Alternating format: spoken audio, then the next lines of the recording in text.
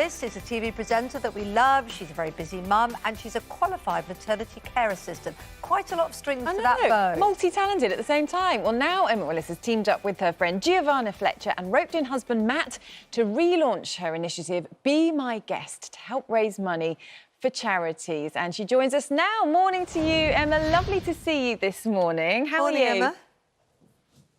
I'm really well, thanks. How are you? Yeah, we're good. Thank you very much. It's lovely to see you. Tell us more about this Be My Guest initiative then and how it works. So Be My Guest was kind of born during lockdown when G and I were kind of chatting loads on the phone, and we just felt quite useless. You know, I think as quite a lot of people did back then. Everybody kind of wanted to do something, but you couldn't really do anything, could you? So we chatted a lot and kind of thought, what can we do?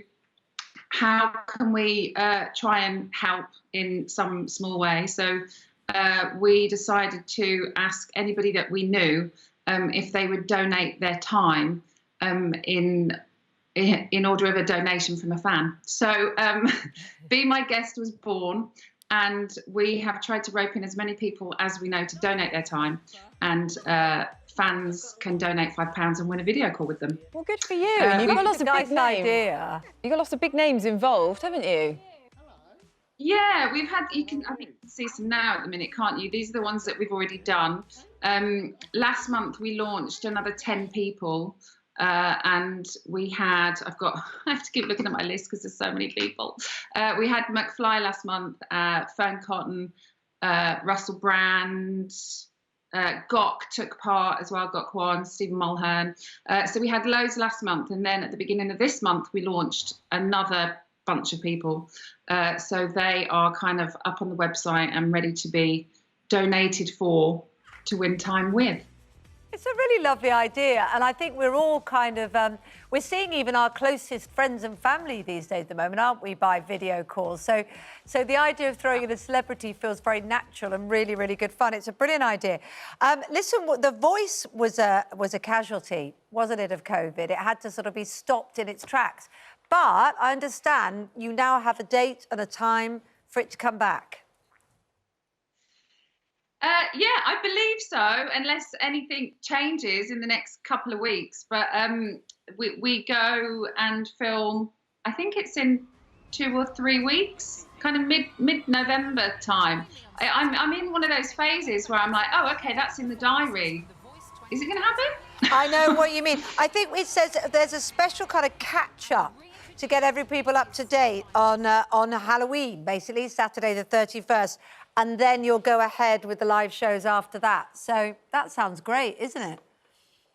Yeah, it's one of those things where, you know, we stopped, obviously. We only had the semi-finals and the finals left to do, which are normally our live shows. So we weren't able to do those. So because there's been so much time in between, we recorded a catch-up show so that everybody can remember who's involved. Because it kind of feels like that series finished, but it really didn't. Yeah, so we've still got a bunch of things. Everyone was left in limbo. And we really need it, I think. Shows like that, we really need to come back. It gives us something great. Also, what we need to come back is your Delivering Babies programme as well. And we mentioned there that you're a qualified maternity care assistant. I know filming's been carrying on, but not in the same form, obviously, because of what's happening at the moment. I guess that must have been a bit frustrating, but it's a difficult time, isn't it, for parents who have, you know, had children in hospital. Sometimes not even the dads have been able to be there.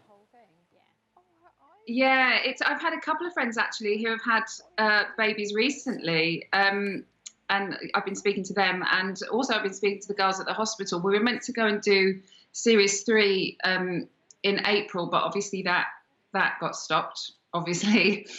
So we kind of did like what we're doing now with us guys. Like we did this kind of Delivering Babies. So we enlisted loads of women from all across the country, and they filmed everything for about 3 months, kind of in the lead up to birth, how they were feeling during lockdown and the differences in being pregnant in lockdown and what pregnancy is normally like when you're not in lockdown. They filmed their own births, and then they filmed postnatally as well. So, and I caught up with them in this way. So it was a very different process, but I think one that, you know, you kind of need to see it in a way.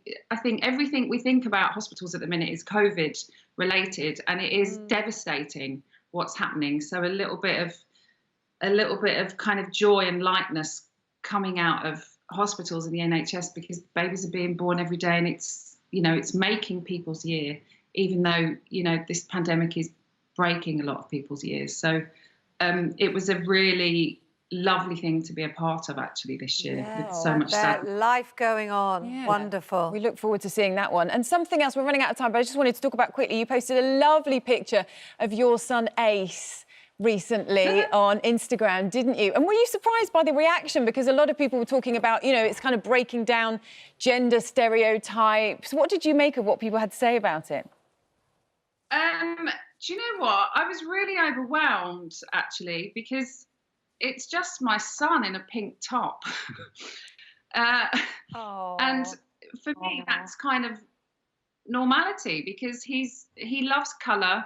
He's always had long hair, and he's a bit like, he's a very kind of free and open-minded boy who kind of doesn't really, he's like, well, why do I have to dress in green and blue and grey if I like pink and red and purple? Like, why isn't that okay? So he's kind of always been that way, and we I think are trying to raise him as a very open-minded and inclusive individual. So there was a couple of negative bits, but you know, the block button is a great thing. Well, good for you. Anyway, fantastic. It's a lovely photo. And I've got a boy who loves pink too, so I know what it's about.